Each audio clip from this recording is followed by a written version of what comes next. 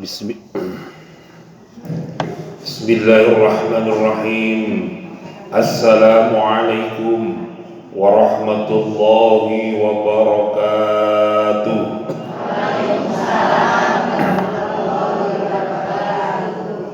Alhamdulillahi rabbil alamin.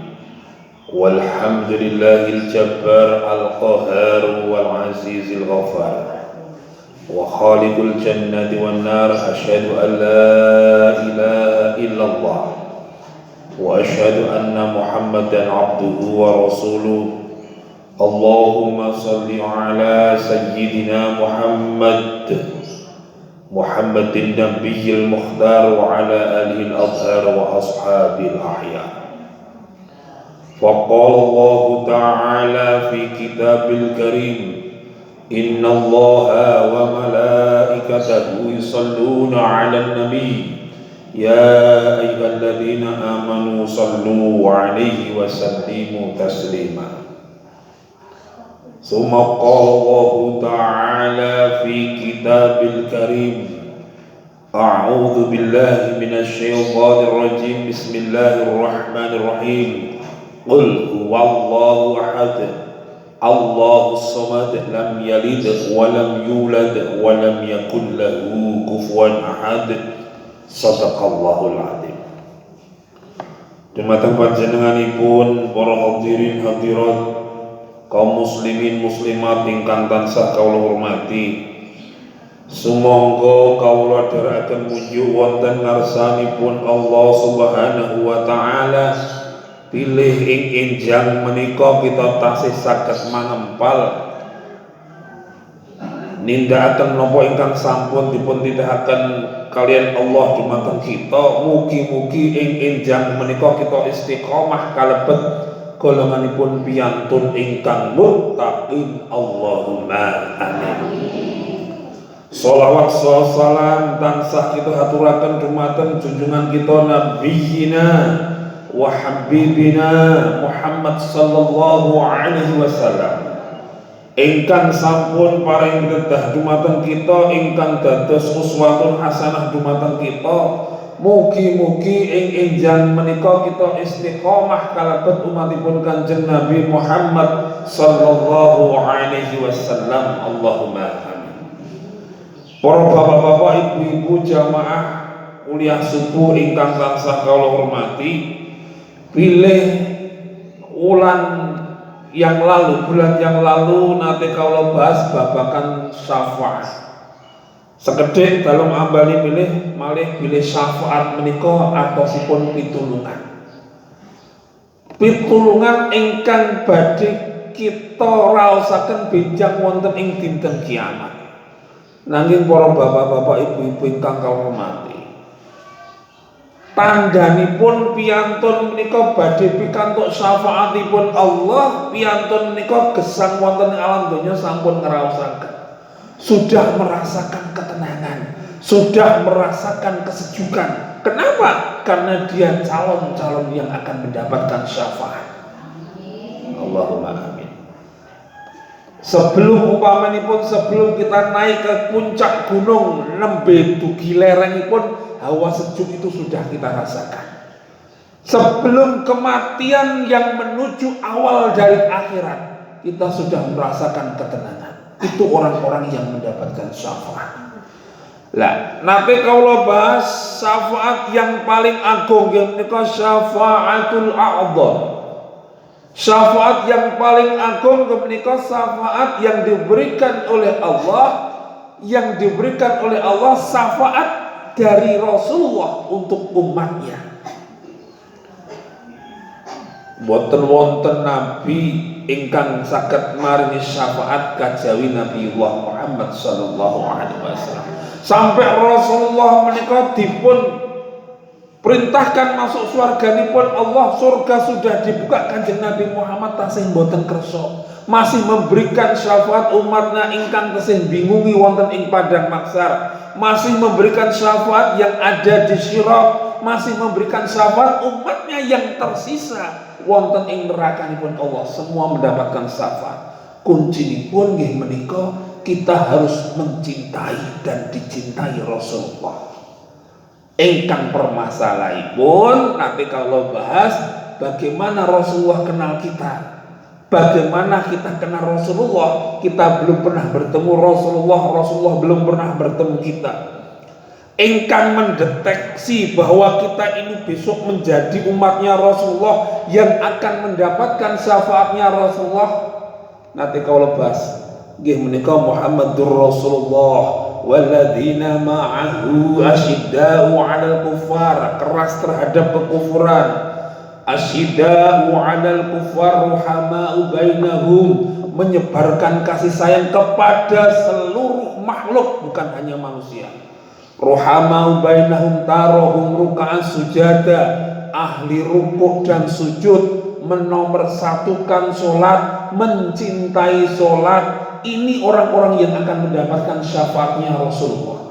Tarahum ruk'an sujada yabtaghuna fadlam minallahi wa ridwana, dan orang ini diberi kehidupan oleh Allah dari pagi sampai malam, pagi lagi hidupnya satu, yabtaghuna fadlam minallah, hanya kepingin mencari ridhonya Allah. Apapun, menjadi ibu rumah tangga, menjadi kepala rumah tangga, menjadi presiden, menjadi pejabat, menjadi karyawan, orang kaya maupun orang miskin, konsepnya satu, Allah ridho. Ini menjadi dasar utama. Yabtaghuna fadlan minallahi wa ridwana wa simahum fi wujuhihim min asari sujud, dan ada bekas tanda sujud di dalam wajahnya.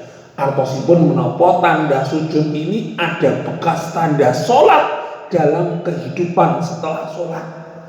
Ketika engkau mengaku orang yang sholat, maka tunjukkan bahwa saya itu orang yang sholat. Maka saya harus menjaga seluruh ucapan saya. Maka saya harus menjaga cara saya bermasyarakat, cara bernegara, cara bersosial. Jangan sampai menunjukkan orang yang sholat, tapi perbuatannya tidak menunjukkan orang-orang yang musallin. La ya'tud ilallah illa buddha, tidak akan semakin dekat kepada Allah, malah semakin jauh. Ketika orang itu sholat, tetapi setelah sholat malah melanggar perintah Allah. Menika ingkang nanti kau bahas. Lajeng sinten malih piyantun ingkang pikantuk syafaatipun Allah. Wonten malih piyantun ingkang istiqomah. Istiqomah menika lurus munggah, bukan lurus jejeg. Innal ladzina qalu rabbuna Allah tsumma istaqamu tatanazzalu 'alaihimul malaika alla takhafu wa la tahzanu wa abshiru bil jannati allati kuntum tu'adun. Sesungguhnya orang-orang yang mengaku Tuhan kami Allah, kemudian dia istiqomah, usianya bertambah, ketaatannya semakin bertambah.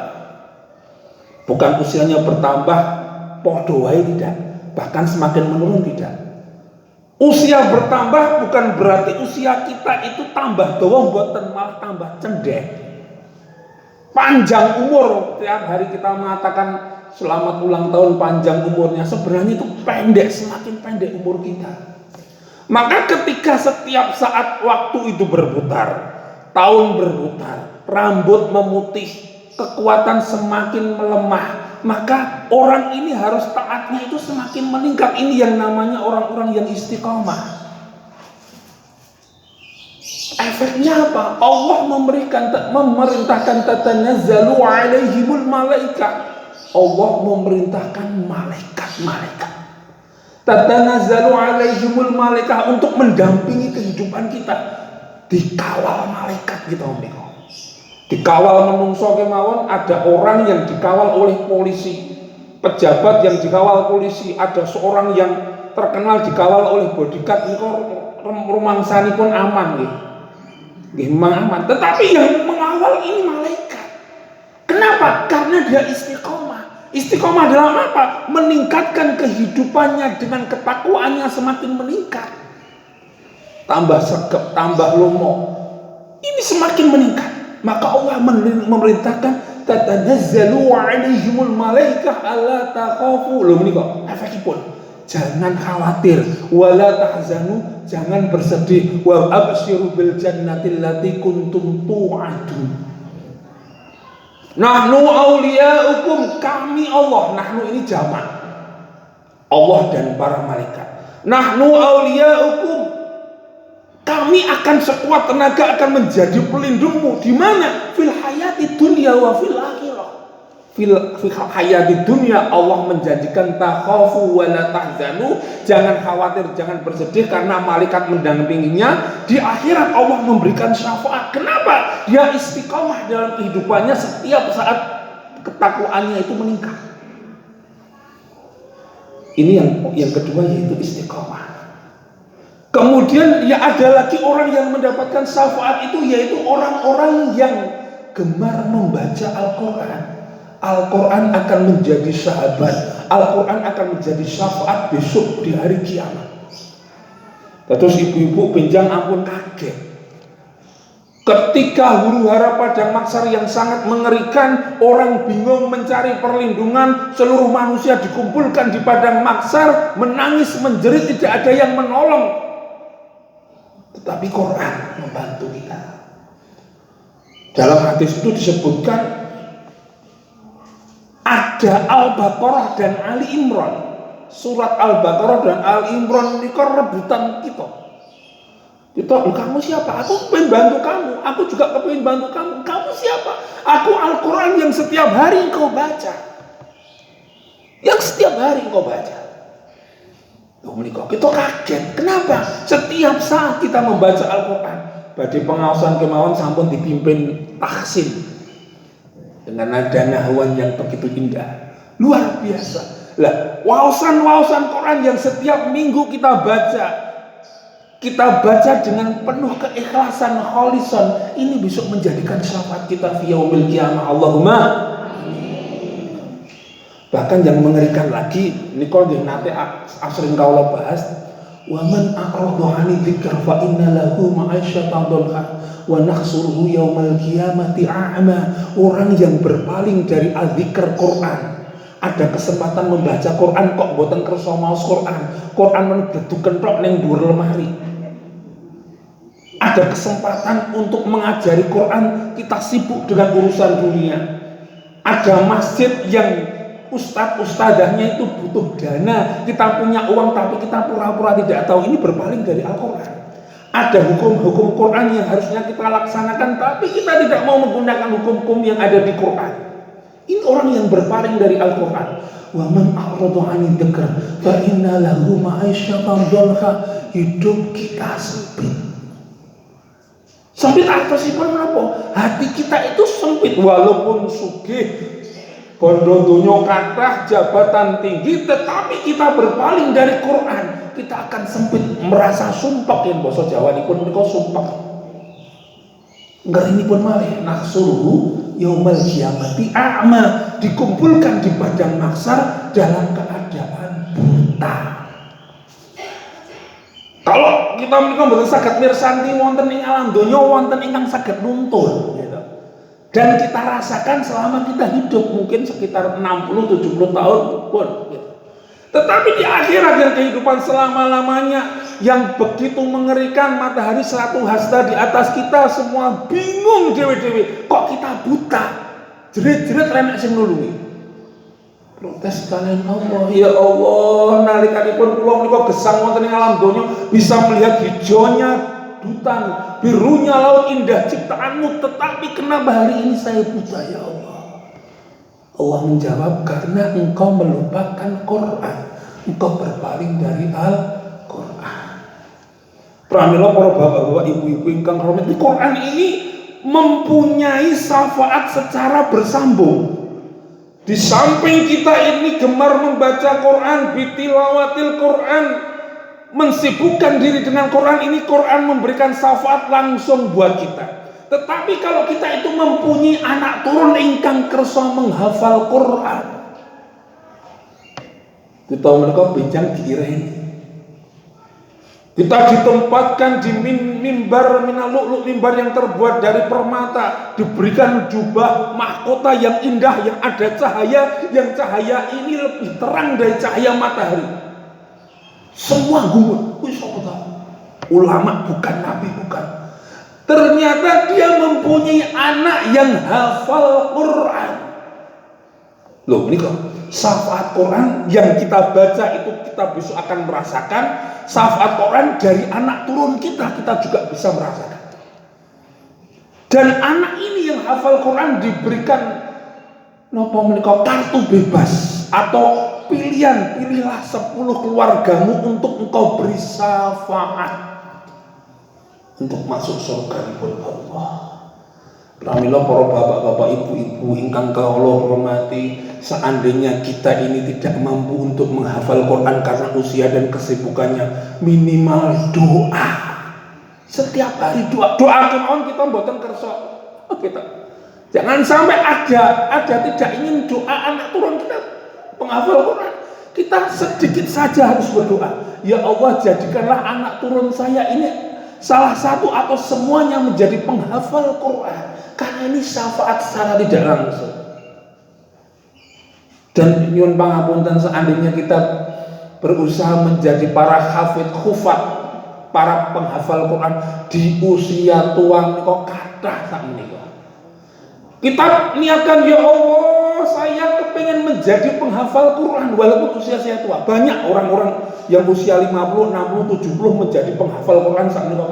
Seandainya usia kita ini tidak mencukupi, dereng hafal kok delalah sampun dipun timbali kalian Allah. Ini kita sudah mendapatkan pahala niat menghafal Quran. Dan Islam nika keuntunganipun sing sinten piyantunipun gadai niat sae, orang ini akan mendapatkan 2, 1 pahala niat, 2 pahala dia lakukan. Nembe niat tok ganjaran, apalagi dia melakukan. Kosong sulipun seandainya dia mempunyai niat untuk maksiat, niat kemauan ini kok dereng dihitung. Tetapi kalau dia sudah melakukan, ini baru sudah dihitung. Harusnya manusia itu bukan wal asri, demi waktu innal insana lafi khusr, sesungguhnya manusia itu dalam keadaan rugi, illal ladzina amanu wa amilus sholihah, orang yang beriman mengimani Allah untuk meniatkan amalan yang diperintahkan oleh Allah, wa amilus sholihah, dan melaksanakan amal-amal sholihah yang diperintahkan oleh Allah. Manusia tidak dalam keadaan khusr, tidak dalam keadaan rugi. Pramila ibu-ibu ingkang hormati, bapak-bapak ingkang tansah kula hormati, wabil khusus kula piyambak seprambahipun para jamaah sedanten, niatkan kita untuk menghafal Quran. Amargi menapa Bu? Benjang menika derajat surga. Surga kita itu di kelas VVIP atau kelas ekonomi. Ini standarisasinya itu salah satunya tergantung hafalan Quran kita. Dan kita mereka hafalanipun Al-Fatihah gitu. Oh, ini golongan Al-Fatihah. Tapi saelek-elek kelas ekonomi swarga nggih kalih sapi-apike donya nggih tesih api-api eleke surga. Surga menika gambaranipun kemawon saking apiki, saking indahnya, karena terlalu indahnya tidak mampu dibayangkan dengan pikiran. Yen kita menika mbayangkan tempat yang indah di dunia, yen mos saged bayangke to, Singapura, Dubai, dan sampai turunipun. Ini tesih dibayangkan. Itu lebih indah surga. Saelek-elekipun surga. Wong gandanipun bau surga itu harumnya 70 tahun perjalanan sudah tercium. Kita tumbas minyak wangi sing regane ratusan juta, wonten lho minyak wangi ratusan juta menika. Jarak 10 meter pun mboten mampu. Gitu. Tapi yang namanya surga itu harumnya bau surga 70 tahun perjalanan sudah tercium. Ini syafaat yang orang-orang yang mencintai Quran bitilawatil Quran. Ingkang salajengipun wonten syafaat ingkang saged biyantu kita. Nggih menika syafaat piyantun ingkang kersa menghadiri majelis ilmu ing kalian majelis zikir. Dados ibu-ibu pinjang mlebet swarga menika berbondong-bondong. Wonten Al-Quran menika surat Az-Zumar. Zumar itu artinya bergelombang, berkelompok-kelompok. Dados kita hadir di sebuah majelis. kok ndelalah ibu-ibu menika insyaallah mlebet swarga sedanten Allahumma. Ternyata Pak Muhtar orang ibu surga. Pak Muhtar ning ndi kok ora nek swarga. Panjenengan saged usul kula. Ya Allah, Pak Muhtar dhisik sering pengajian walaupun sekarang itu terpelosok di neraka, saya saksi Allah ini bisa menjadi syafaat. Ada salah satu anggota kita yang tertinggal di nerakanya Allah, padahal kita itu bergelombang sak masjid mutakin ngebet swarga sedanten ada salah satu anggota ingkang boten saged mlebat swarga, kita bisa usul pada Allah, kita bisa menjadi syafaat sahabat saudara-saudara kita. Allahumma amin. Ini juga syafaat. Wonten malih syafaat nggih menika syafaat ingkang wonten satunggalipun hadis nggih menika piyantun ingkang remen mendawamkan kalimat tahlil. As'adun nas, wonten sebuah hadis itu disebutkan as'adun nas, orang yang paling bahagia. Menika dipun kiyataken malih wonten kitab Nasaikhul Ibad Syekh Nawawi, ada orang yang paling bahagia nggih menika piyantun ingkang qala la ilaha illallah Muhammadur Rasulullah waqtan ba'da waqtin, yang setiap hari mendawamkan kalimat la ilaha illallah. Lho menika pramila para bapak-bapak ibu-ibu ingkang hormati, wonten riwayat yang sangat populer sekali. Kalimat la dalam hadis menika disebutkan la ilaha illallah khalisan. Mengucapkan kalimat la ilaha illallah dengan ikhlas. Khalisan itu ikhlas yang keluar dari hati kita. Maka orang itu yang pertama akan mendapatkan kebahagiaan dunia. Sampun kawula bahas kalau orang yang mendapatkan syafaat menika saderengipun pikantuk syafaat piyantun menika dapat kebahagiaan.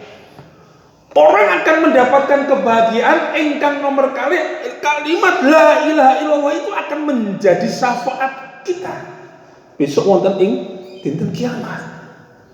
Bahkan wonten di ujung penghujung kita ada sebuah syair yang sangat indah sekali. Miftahul jannah la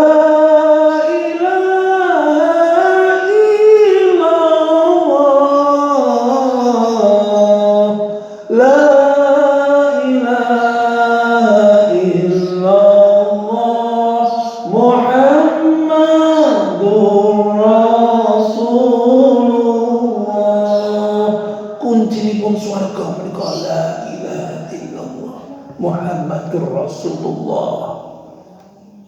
Maka orang yang mengucapkan la ilaha illallah dengan khalisan, dengan sepenuh hati, Allah menjanjikan as'adu, orang ini akan mendapatkan sesuatu yang sangat paling bahagia dalam kehidupannya. Nanging ingkang dipun garis bawahi Ibu, khalisan, ikhlas. Terus setiap hari rencang-rencang Nahdlatul Ulama niku biasanipun yen suwan Mbah Yai kowe maca la ilaha illallah ping 100, ping 1000 lan sak piturutipun. Jumlah-jumlah ini memang tidak dituntunkan dalam hadisipun Kanjeng Nabi, tetapi ini seolah-olah untuk melatih, yen mboten dipaksa kita tidak akan bisa mengucapkan seperti itu. Dan kalimat la ilaha illallah ini kalau diucapkan setiap saat ini akan menjadi refleks dalam kehidupan kita. Yen piyantunipun nika biasanipun sithik-sithik miso. Itu hadiah miso, seneng miso, susah yo miso, lindur mawon miso. Padahal yang namanya malaikat menika nyabut nyawa menika ngeget-ngegeti, dicabut nyawa nggih miso.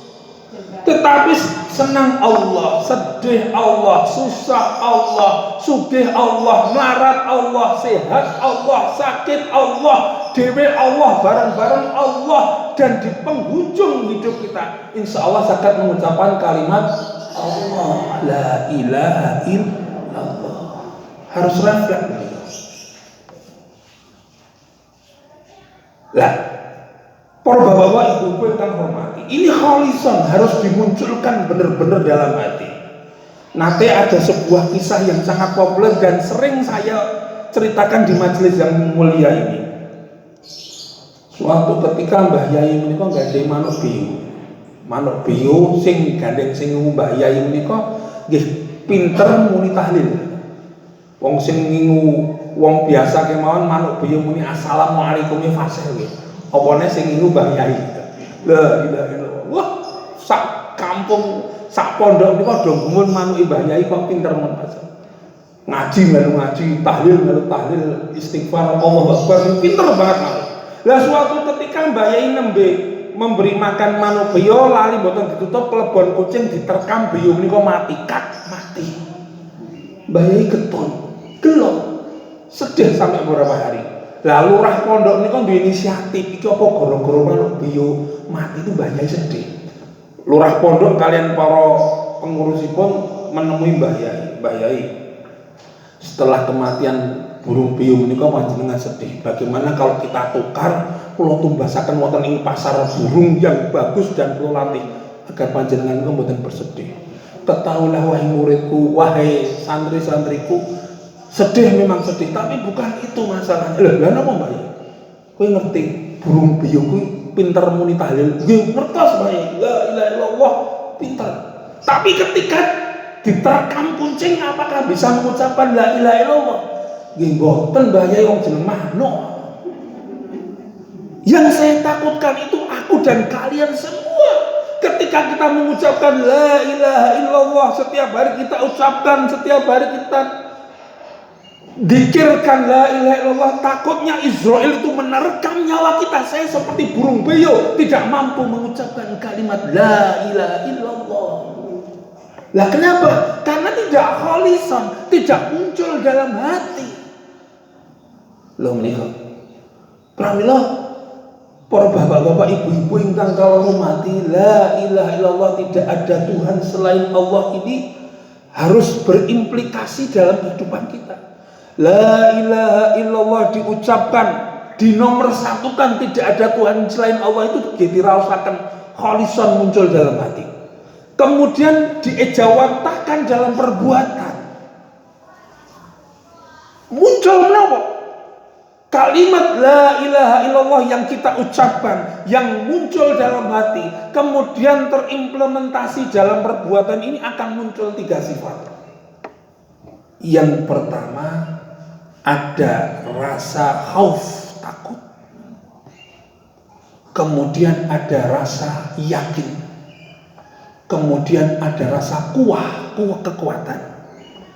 Maka ketika la ilaha illallah, kita takut bahwa hidup kita ini tidak diridhai oleh Allah. Kita takut dalam kehidupan kita dari pagi sampai malam kita melanggar perintah Allah. Kita takut kalau kita itu menduakan Allah, itu muncul terus. Dalam kitab Arba'in Nawawi di bab pertama mereka disebutkan siapakah orang-orang yang muhsin. Orang-orang yang muhsin itu seolah-olah engkau melihat Allah. Kalau seandainya engkau seolah-olah tidak bisa melihat Allah, bayangkan Allah itu melihat kamu dalam kehidupanmu 24 jam.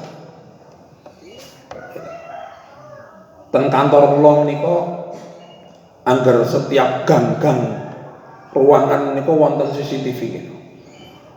Nah, para karyawan kalau di bawah CCTV menika mboten wani macam-macam. Nggih, tekone sing sregep, nyambut gawe sing sregep, ora wani macam-macam. Kenapa ada CCTV? Lah,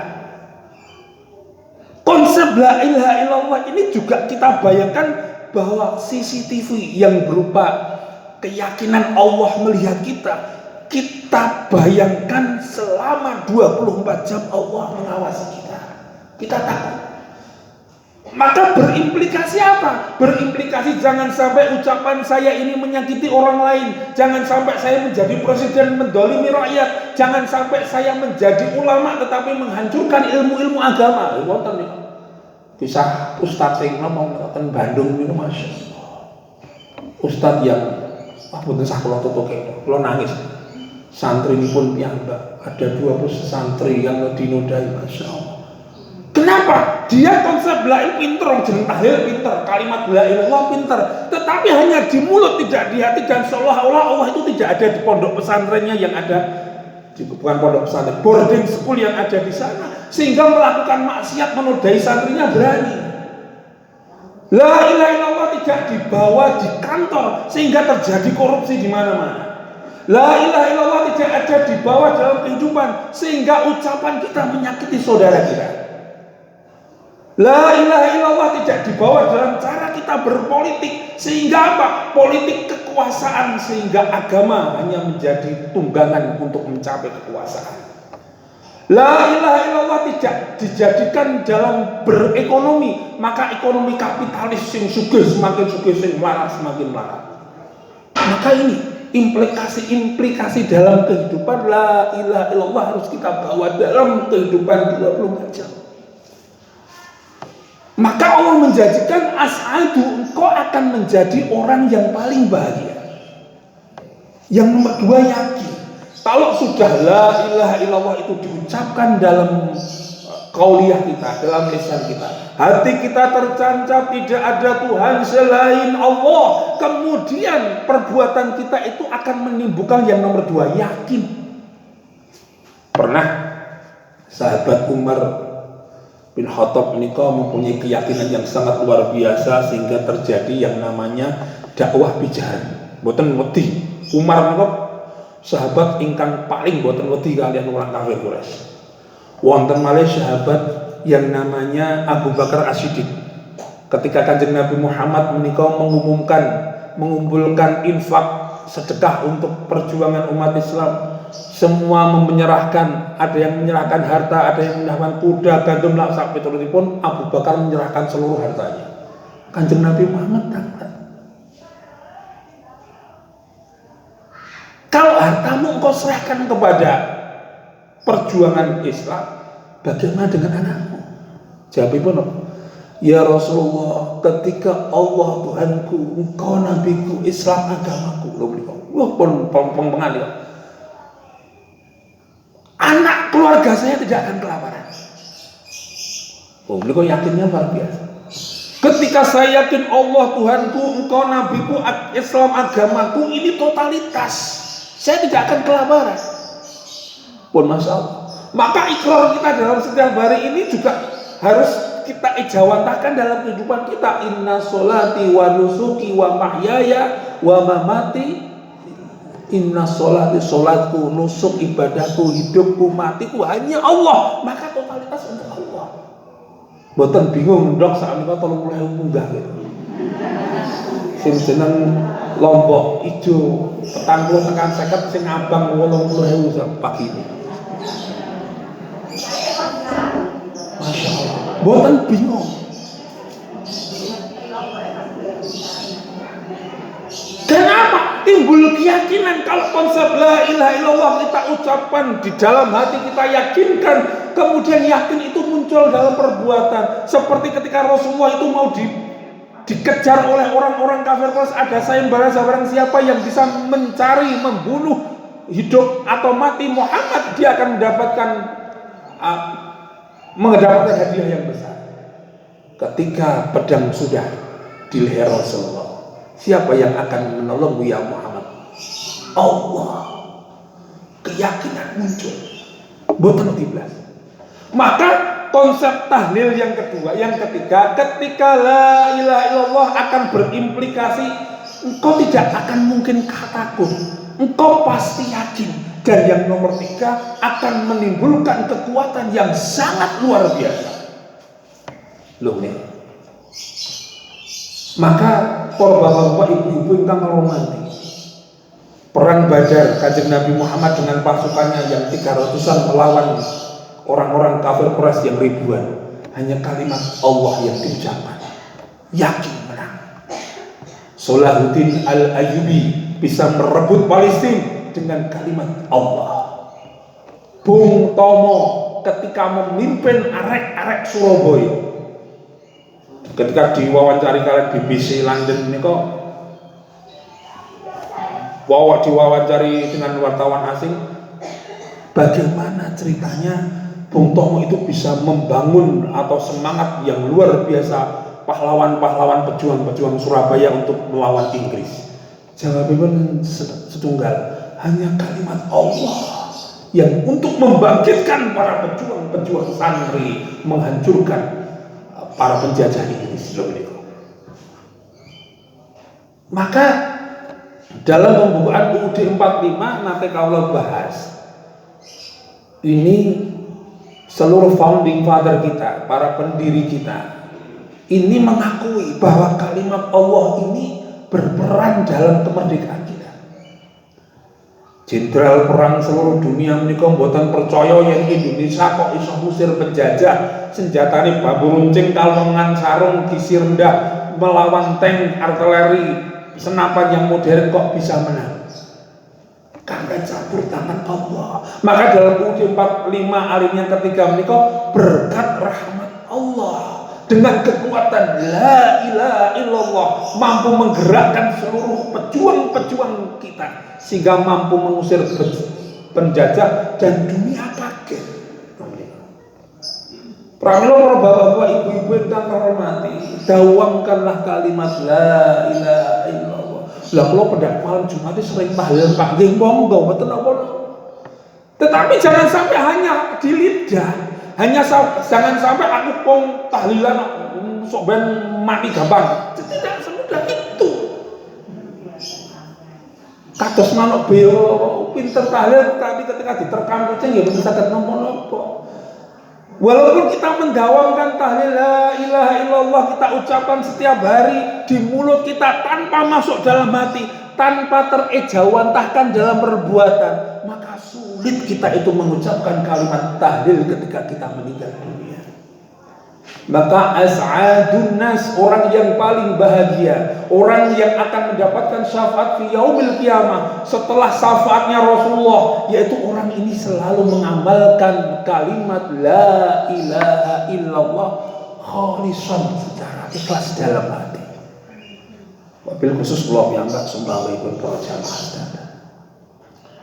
Pramila para bapak-bapak, ibu-ibu ingkang hormati, kita sambung jam 7 kirane nyuwun pangapunten. Wonten acara untuk menawi kampung menika ingkang bahkan monggo kita rasakan apakah hidup kita ini tenang napa mboten. Salat kok durung tenang, maca Quran kok durung tenang. Ada apa? Mungkin belum khalisan, belum dalam hati kita.